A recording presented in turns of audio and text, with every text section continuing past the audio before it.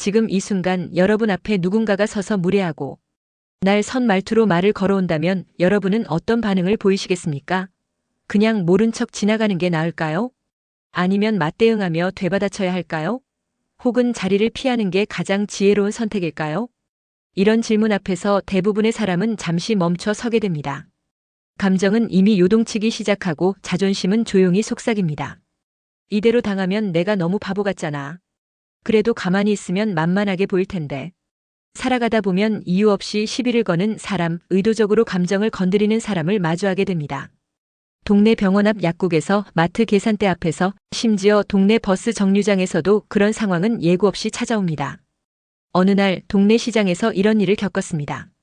줄을 서 있는데 뒤에 서 있던 중년 남성이 혼잣말처럼 이렇게 말했습니다. 나이 든 사람들이 더 눈치가 없어.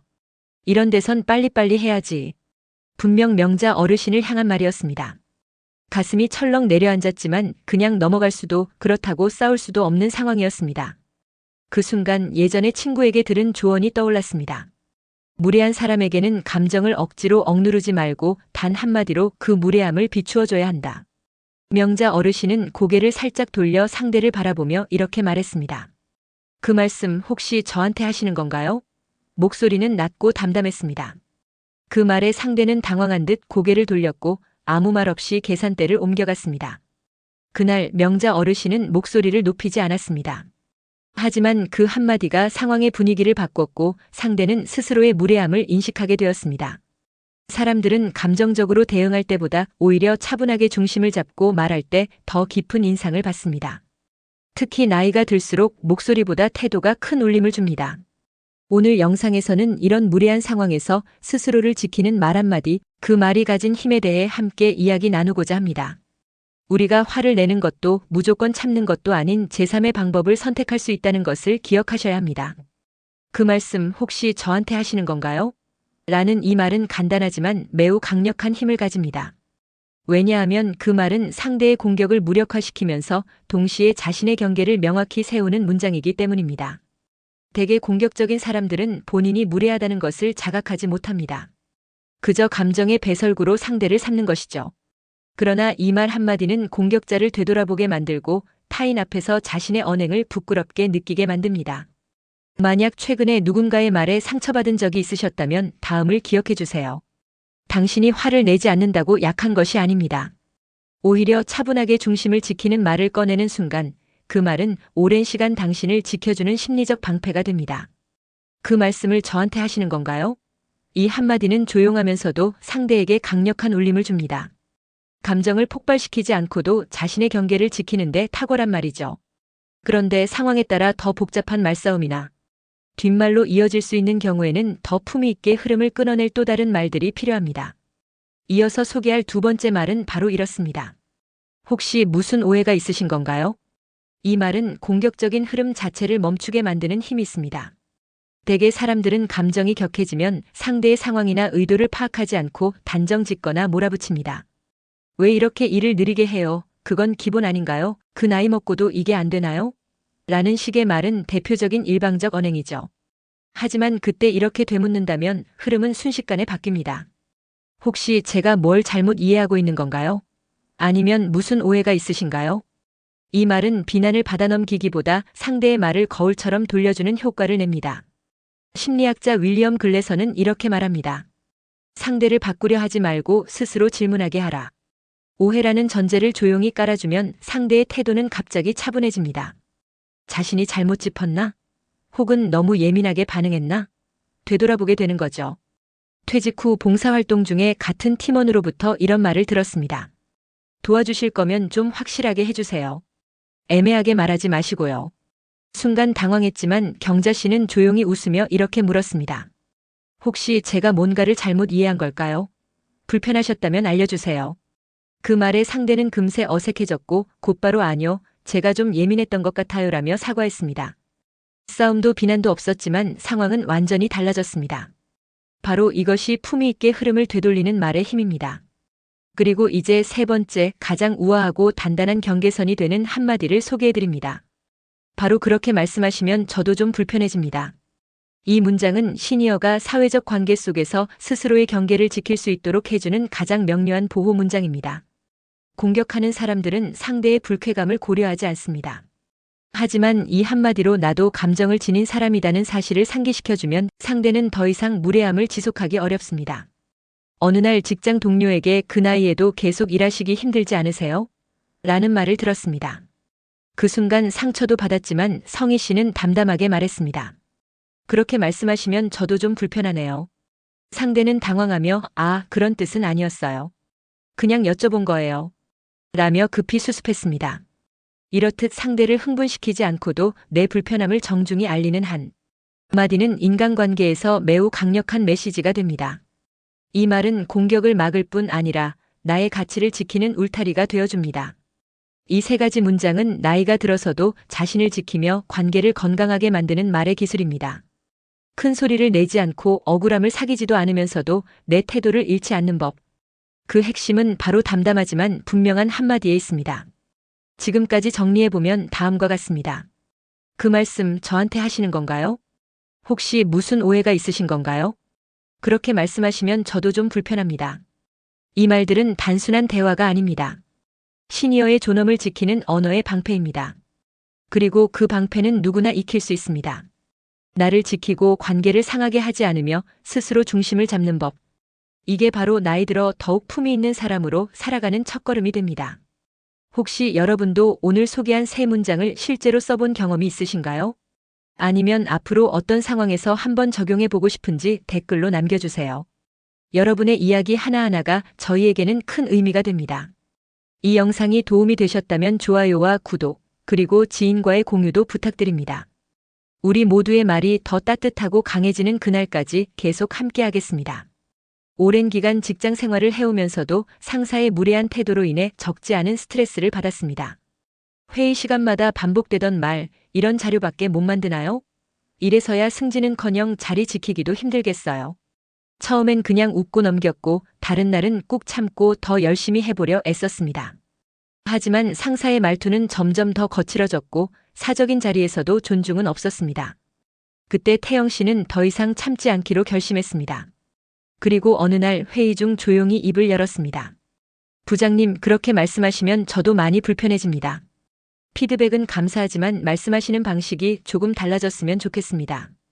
그 한마디에 회의실은 조용해졌고 상사 역시 멋쩍은 표정으로 내가 좀 심했나? 라며 고개를 숙였습니다.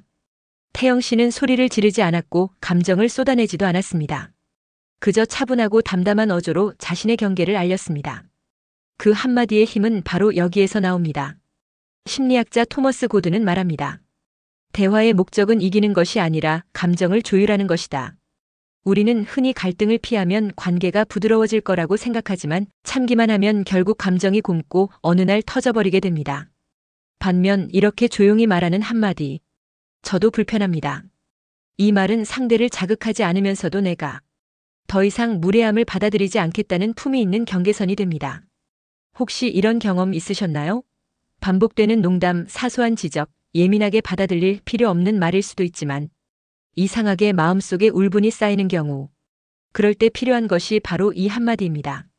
그렇게 말씀하시면 저도 좀 불편해집니다. 이 말은 상대를 무시하지 않으면서도 나의 감정을 정확하게 표현하는 가장 현명한 언어입니다. 이제 돌아봅시다. 우리가 앞서 소개한 세 가지 문장은 왜 이렇게 강력한 효과를 낼까요? 첫째, 감정적으로 반응하지 않습니다. 둘째, 상대의 무례함을 직접적으로 비난하지 않으면서도 스스로 인식하게 만듭니다. 셋째, 나의 감정을 억누르지 않고 정확한 경계선을 그어냅니다. 이 세 가지는 단순한 대화법이 아닙니다. 상대를 조종하려는 감정 게임에서 빠져나오는 지혜입니다.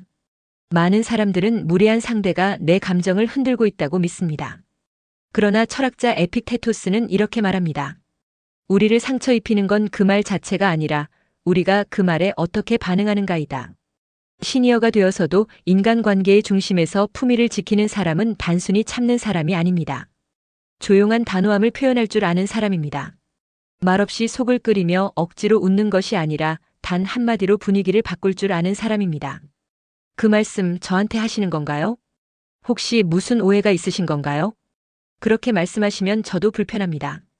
이 세 가지 말은 상대를 흥분시키지 않고도 나를 지킬 수 있는 말의 울타리입니다.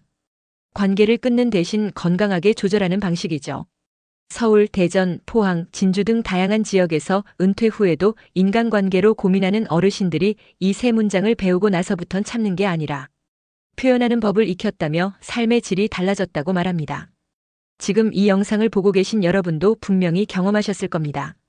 감정이 끓어오르지만 표현하지 못했던 순간, 속으로만 삼켜야 했던 상황들. 그럴 때 이 말들을 한번 꺼내보세요. 여러분의 존엄을 지키면서도 관계를 해치지 않는 법. 그것이 바로 품이 있는 단호함입니다. 혹시 세 가지 말 중에서 가장 마음에 와 닿았던 표현이 있으신가요? 또는 지금 당장 떠오르는 상황이 있으신가요? 아래 댓글로 여러분의 경험을 나눠주세요. 그 이야기가 또 다른 누군가에게 용기와 지혜가 될 수 있습니다. 말의 힘을 아는 사람은 침묵이 아니라 품격 있게 말할 줄 아는 사람입니다. 나이가 들수록 관계의 언어는 더욱 중요해집니다. 여러분 주변에도 꼭 한 명쯤은 무례함을 습관처럼 반복하는 사람이 있을 겁니다. 말끝마다 남을 깎아내리고 필요 이상으로 지적하고 자존심을 슬며시 건드리는 말투를 쓰는 사람들. 그들은 사실 우리가 화를 내고 맞받아치기만을 기다리고 있습니다. 그래야 자신이 더 크게 목소리를 낼 수 있고 주도권을 쥘 수 있기 때문입니다. 그렇기 때문에 이럴수록 더욱 필요한 것은 감정의 폭발이 아닌 정중한 경계선입니다. 우리가 차분한 어조로 선을 긋는 순간 상대는 스스로 수위를 조절할 수밖에 없습니다. 이런 태도는 직장뿐 아니라 친구, 가족, 심지어 낯선 사람과의 관계에서도 똑같이 적용됩니다. 노자는 이런 말을 남겼습니다. 강한 자는 이기려 하고 지혜로운 자는 흘려보낸다. 그러나 가장 큰 자는 흐름을 다스린다.